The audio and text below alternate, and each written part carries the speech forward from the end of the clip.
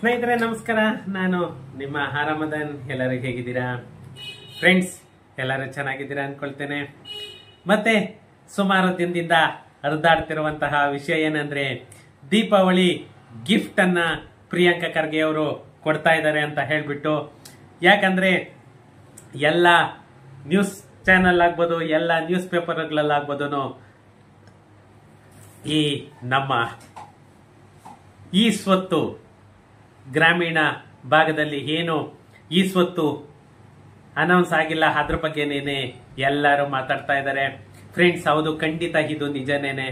ಇದ್ರ ಬಗ್ಗೆನೇನೆ ಈ ವಿಡಿಯೋದಲ್ಲಿ ಮಾತಾಡೋಣ. ಅದಕ್ಕಿಂತ ಮುಂಚೆ ನನ್ನ ಚಾನಲ್ ಅನ್ನ ಇನ್ನು ಯಾರೆಲ್ಲ ಸಬ್ಸ್ಕ್ರೈಬ್ ಮಾಡ್ಕೊಂಡಿಲ್ಲ, ಪ್ಲೀಸ್ ಸಬ್ಸ್ಕ್ರೈಬ್ ಮಾಡ್ಕೊಳ್ಳಿ. ಹಾಗೇನೆ ನನ್ನ ಚಾನಲ್ ಅನ್ನ ಹಾಕ್ಬೋದು ಅಥವಾ ನನ್ನ ವಿಡಿಯೋಸ್ ಅನ್ನ ಶೇರ್ ಮಾಡೋ ಮುಖಾಂತರ ನನಗೆ ಸಪೋರ್ಟ್ ಮಾಡಿ ಅಂತ ಹೇಳ್ತಾ, ನಮ್ಮ ಗ್ರಾಮ ಪಂಚಾಯಿತಿ ಆಸ್ತಿಗಳಿಗೆ ಈ ಸ್ವತ್ತು ಪ್ರಮಾಣ ಪತ್ರ ವಿತರಣೆ ನಮ್ಮ ಪ್ರಿಯಾಂಕಾ ಖರ್ಗೆ ಅವರಿಂದ ಒಂದು ದೀಪಾವಳಿ ಗಿಫ್ಟ್, ದೀಪಾವಳಿ ಧಮಾಕ ಅಂತಲೇನೆ ಹೇಳ್ತಾ ಇದ್ದಾರೆ.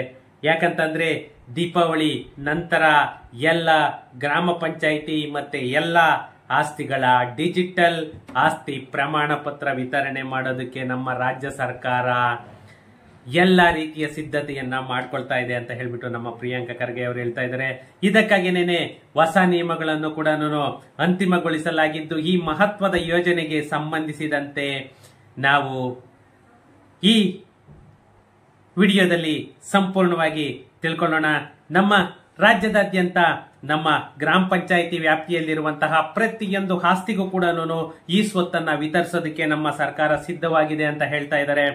ಏನು ದೀಪಾವಳಿ ಹಬ್ಬದ ಬಳಿಕ ಈ ಗ್ರಾಮೀಣ ಭಾಗದ ಪ್ರತಿ ಮನೆ, ನಿವೇಶನ, ವಾಣಿಜ್ಯ ಕಟ್ಟಡ, ಪ್ರತಿಯೊಂದು ಆಸ್ತಿಗೂ ಕೂಡ ಈ ಸ್ವತ್ತು ಪ್ರಮಾಣ ಪತ್ರವನ್ನ ವಿತರಣೆ ಮಾಡೋದಕ್ಕೆ ಕಾರ್ಯಾರಂಭವನ್ನ ಮಾಡ್ತಾ ಇದೀವಿ ಅಂತ ಹೇಳ್ಬಿಟ್ಟು ನಮ್ಮ ಪ್ರಿಯಾಂಕಾ ಖರ್ಗೆ ಅವರು ಹೇಳ್ತಾ ಇದ್ದಾರೆ.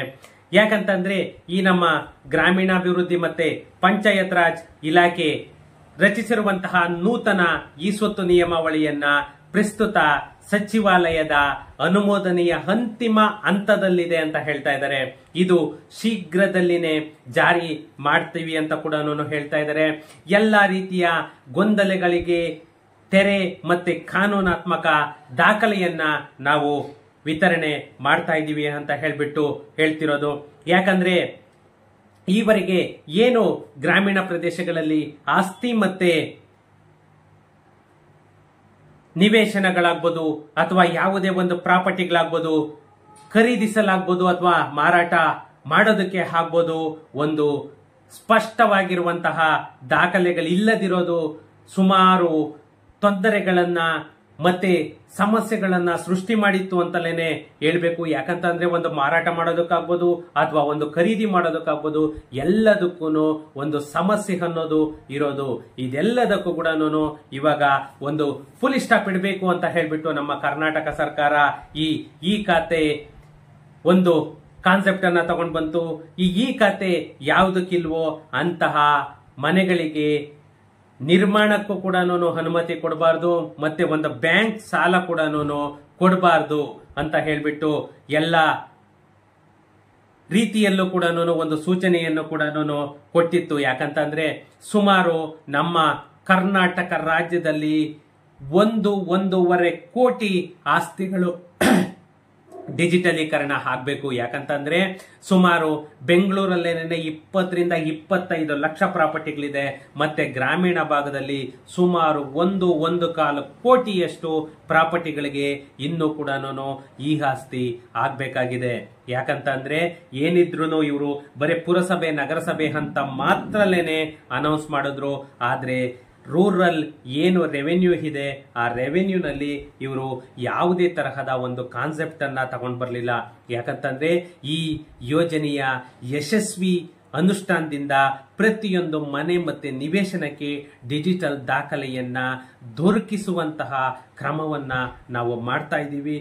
ಇದು ಯಾವುದೇ ಒಂದು ಆಸ್ತಿ ಖರೀದಿ, ಮಾರಾಟ, ಸಾಲ, ಪ್ರತಿಯೊಂದು ಒಂದು ನಿರ್ಮಾಣದ ಪ್ರಮಾಣ ಪತ್ರ, ಪರವಾನಗಿ ಪತ್ರ, ಒಂದು ನಕ್ಷೆ, ಪ್ರತಿಯೊಂದು ಕೂಡ ಆನ್ಲೈನ್ ಅಲ್ಲೇನೆ ನಾವು ತಗೊಳ್ಬಹುದು. ಅಷ್ಟೇ ಅಲ್ಲದೆ ಆಸ್ತಿ ವಿವಾದ, ಭೂ ಹಗರಣಗಳು ಪ್ರತಿಯೊಂದು ಕೂಡ ಅವಾಯ್ಡ್ ಆಗುತ್ತೆ. ಇದೆಲ್ಲದಕ್ಕೂ ಕೂಡ ಒಂದು ತೆರೆ ಬೀಳುತ್ತೆ ಅಂತಲೇನೆ ಹೇಳ್ತಾ ಇದ್ದಾರೆ. ಇನ್ನು ಈ ಕಾನೂನು ತಿದ್ದುಪಡಿ ಮತ್ತೆ ಸಿದ್ಧತೆಗಳೆಲ್ಲನೂ ಯಾವ ರೀತಿ ಇದೆ ಅಂತ ಅಂದ್ರೆ, ಈ ಸ್ವತ್ತು ವಿತರಣಾ ಪ್ರಕ್ರಿಯೆಗೆ ಕಾನೂನಾತ್ಮಕವಾಗಿ ಒಂದು ಬಲವನ್ನ ನೀಡೋದಕ್ಕೋಸ್ಕರನೇ ನಮ್ಮ ವಿಧಾನಮಂಡಲದ ಅಧಿವೇಶನದಲ್ಲಿ ಪಂಚಾಯತ್ ರಾಜ್ ಕಾಯ್ದೆಯ 199B ನಿಯಮಕ್ಕೆ ಅಗತ್ಯ ತಿದ್ದುಪಡಿಯನ್ನ ಕೂಡ ಆಲ್ರೆಡಿ ತರಲಾಗಿದೆ. ಮತ್ತೆ ಈ ತಿದ್ದುಪಡಿಯಿಂದ ಗ್ರಾಮ ಪಂಚಾಯಿತಿಗಳಿಗೆ ಆಸ್ತಿ ದಾಖಲೆ ನಿರ್ವಹಣೆಯ ಅಧಿಕಾರ ಸಿಕ್ಕಿದ್ದು ಈ ಸ್ವತ್ತು ವಿತರಣೆಗೆ ಇದ್ದ ಕಾನೂನು ಅಡೆತಡೆಗಳು ಕೂಡ ನಿವಾರಣೆಯಾಗ್ತಾ ಇವೆ. ಹೊಸ ನಿಯಮಗಳು ಜಾರಿಯಾದ ಮೇಲೆ ಆಸ್ತಿ ನೋಂದಣಿಗೆ ಈ ಸ್ವತ್ತು ಪ್ರಮಾಣ ಪತ್ರ ಅತ್ಯಗತ್ಯವಾಗಿ ಬೇಕೇ ಬೇಕು. ಯಾಕಂತಂದ್ರೆ ಈ ಸ್ವತ್ತು ಇತ್ತು ಅಂತಂದ್ರೆ ಯಾವುದೇ ಒಂದು ಗೊಂದಲ ಕೂಡ ಸೃಷ್ಟಿಯಾಗಲ್ಲ. ಒಂದು ಖರೀದಿಗಾಗ್ಬೋದು ಅಥವಾ ಮಾರಾಟಕ್ಕಾಗ್ಬೋದು. ಅದಕ್ಕೋಸ್ಕರ ಪ್ರತಿಯೊಬ್ಬರಿಗೂ ಕೂಡ ಈ ಆಸ್ತಿ ಈ ಖಾತಾ ಅನ್ನೋದು ಬೇಕೇ ಬೇಕು. ಇನ್ನು ಈ ಗ್ರಾಮೀಣಾಭಿವೃದ್ಧಿಯಲ್ಲಿ ಕಂದಾಯ ಮತ್ತೆ ಕಾನೂನು ಇಲಾಖೆಗಳು ಸುಮಾರು ಕಳೆದ 3 ತಿಂಗಳಿಂದ ನಿರಂತರವಾಗಿ ಕೆಲಸವನ್ನ ಕೂಡ ಮಾಡ್ತಾ ಇದೆ. ಯಾಕಂತಂದ್ರೆ ಸರ್ವರ್ ಮತ್ತೆ ಸಾಫ್ಟ್ವೇರ್ ವೇದಿಕೆ ಸಿದ್ಧ ಮಾಡಬೇಕು ಅಂದ್ರೆ ಟೆಕ್ನಿಕಲಿ ಪ್ರತಿಯೊಂದು ಆಸ್ತಿಯ ನೋಂದಣಿ ಅಲ್ಲಿ ಆಗ್ಬೇಕು. ಯಾಕಂತಂದ್ರೆ ಪ್ರತಿಯೊಂದು ಆಸ್ತಿಯ ಅಪ್ಡೇಟ್ ಅಲ್ಲಿ ಆಗ್ಬೇಕು. ಅವಾಗ ಮಾತ್ರನೇನೆ ಇವರು ಈ ಖಾತಾ ಕೊಡೋದಕ್ಕೆ ಬರೋದು. ಆ ಈ ಖಾತಾ ಕೊಡೋದಕ್ಕೆ ಒಂದು ಟೆಂಪರವರಿ ಏನು ಕ್ರಿಯೇಟ್ ಮಾಡ್ತಾರೆ ಅದು ರೆಡಿ ಆಗ್ಬೇಕು. ಅವಾಗ ಮಾತ್ರ ಡ್ರಾಫ್ಟ್ ಖಾತಾ ಅಂತ ಏನ್ ಹೇಳ್ತೀವಿ, ಆ ಡ್ರಾಫ್ಟ್ ಖಾತಾ ರೆಡಿ ಆಗೋದಕ್ಕೇನೆ ಸುಮಾರು ಟೈಮ್ ತಗೊಳ್ಳುತ್ತೆ. ಇದರಿಂದಲೇನೆ ಒಂದು ಗ್ರಾಮೀಣಾಭಿವೃದ್ಧಿಯಲ್ಲಿ ಒಂದು ಡಿಜಿಟಲೀಕರಣಕ್ಕೆ ಹೊಸ ಹೆಜ್ಜೆಯನ್ನ ಇಟ್ಟಿದೆ ನಮ್ಮ ಕರ್ನಾಟಕ ಸರ್ಕಾರ ಅಂತಲೇನೆ ಹೇಳ್ಬೇಕು. ಯಾಕಂತಂದ್ರೆ ಈ ಸ್ವತ್ತು ಯೋಜನೆ ನಮ್ಮ ಕರ್ನಾಟಕ ಸರ್ಕಾರದಲ್ಲಿ ಹೊಸ ಡಿಜಿಟಲ್ ಯುಗಕ್ಕೆ ನಾಂದಿ ಹಾಡ್ತಾ ಇದೆ ಅಂತಲೇನೆ ಹೇಳ್ಬೇಕು. ಯಾಕಂತಂದ್ರೆ ಇದು ಇನ್ನೂ ಕೂಡ ಯಾವುದೇ ಸ್ಟೇಟ್ ಅಲ್ಲೂ ಕೂಡ ಆಗಿಲ್ಲ. ನಮ್ಮ ಕರ್ನಾಟಕ ಸರ್ಕಾರ ಒಂದು ಗ್ರೇಟ್. ಬಟ್ ಏನಂದ್ರೆ ಇವರು ಮಾಡೋದು ತುಂಬಾ ಲೇಟ್ ಮಾಡಿದ್ರು. ಫಸ್ಟ್ ಪ್ರೀ ಪ್ಲಾನ್ ಮಾಡ್ಕೊಂಡು ಇವೆಲ್ಲನೂ ಪ್ಲಾನ್ ಮಾಡ್ಬೇಕಾಯ್ತು. ತುಂಬಾ ಡಿಲೇ ಆಯ್ತು. ಯಾವುದೇ ಒಂದು ನಗರದ ಪ್ರದೇಶದ ಮಾದರಿಯಲ್ಲಿಯೇ ಗ್ರಾಮೀಣ ಜನರು ಕೂಡ ತಮ್ಮ ಆಸ್ತಿಯ ಸಂಪೂರ್ಣ ದಾಖಲೆ, ತೆರಿಗೆ ಮತ್ತೆ ಪಾವತಿ ಮಾಡುವಂತಹ ಸ್ವತ್ತು ದೃಢೀಕರಣವನ್ನು ಕೂಡ ಪಡೆಯೋದಕ್ಕೆ ಸಾಧ್ಯವಾಗುತ್ತೆ. ಮತ್ತೆ ಏನು ದೀಪಾವಳಿ ನಂತರ ಆರಂಭಗೊಳ್ಳಲಿರುವಂತಹ ಈ ವಿತರಣಾ ಕಾರ್ಯ ಗ್ರಾಮೀಣ ಆಸ್ತಿಗಳ ಪರಿವರ್ತನೆಯಲ್ಲಿ ಒಂದು ಕ್ರಾಂತಿಕಾರಿ ಹೆಜ್ಜೆಯನ್ನೇ ಇಡ್ತಾ ಇದೆ ಅಂತಲೇನೆ ಹೇಳ್ತಾ ಇದ್ದಾರೆ. ಯಾಕಂತಂದ್ರೆ ಇದು ನಾಗರಿಕರಿಗೆ ಅಂತಂದ್ರೆ ಸಾರ್ವಜನಿಕರಿಗೆ ತಮ್ಮ ಸ್ವತ್ತಿನ ಮೇಲೆ ಭದ್ರ ಹಕ್ಕನ್ನ ನೀಡುವುದರ ಜೊತೆಗೆ ಒಂದು ಕ್ರಾಂತಿಕಾರಿ ಹೆಜ್ಜೆನೆ ಆಗ್ತಾ ಇದೆ ಅಂತ ಹೇಳ್ತಾ ಇದ್ದಾರೆ. ಯಾಕಂತಂದ್ರೆ ಈ ನಮ್ಮ ಡಿಜಿಟಲೈಸ್ಡ್ ಆಗ್ತಾ ಇರೋದ್ರಿಂದ ಒಂದು ಟ್ಯಾಕ್ಸ್ ಕಟ್ಟಬೇಕಾದ್ರೂ ಕೂಡ, ಒಂದು ಖಾತಾ ತಗೊಳ್ಬೇಕಾದ್ರೂ ಕೂಡ, ಒಂದು ಟ್ರಾನ್ಸಾಕ್ಷನ್ ಮಾಡಬೇಕಾದ್ರೂ ಕೂಡ ಯಾವುದಕ್ಕೂ ಕೂಡ ನೀವು ಚಿಂತೆ ಮಾಡಬೇಕಾಗಿಲ್ಲ. ಎಲ್ಲ ಕೂಡ ನೀವು ನಿಮ್ಮ ಸ್ಮಾರ್ಟ್ ಫೋನ್ ಅಲ್ಲೇನೆ ಅಥವಾ ಕಂಪ್ಯೂಟರ್ ಅಲ್ಲೇನೆ ಪ್ರತಿಯೊಂದು ಕೆಲಸ ಕೂಡ ಮಾಡ್ಕೊಳ್ಬಹುದು. ಇದು ಒಂದು ನಮ್ಮ ಕರ್ನಾಟಕ ಜನತೆಗೆ ದೀಪಾವಳಿಯ ಗಿಫ್ಟ್ ಅಂತಲೇನೆ ಹೇಳ್ಬೇಕು. ದೀಪಾವಳಿಗೆ ಡೇಟ್ ಕೂಡ ಅನೌನ್ಸ್ ಆಗ್ತಾ ಇದೆ. ಆಲ್ಮೋಸ್ಟ್ ಟೆಕ್ನಿಕಲಿ ಸಾಫ್ಟ್ವೇರ್ ಎಲ್ಲಾನು ಅಪ್ಡೇಟ್ ಆಗೋಗಿದೆ.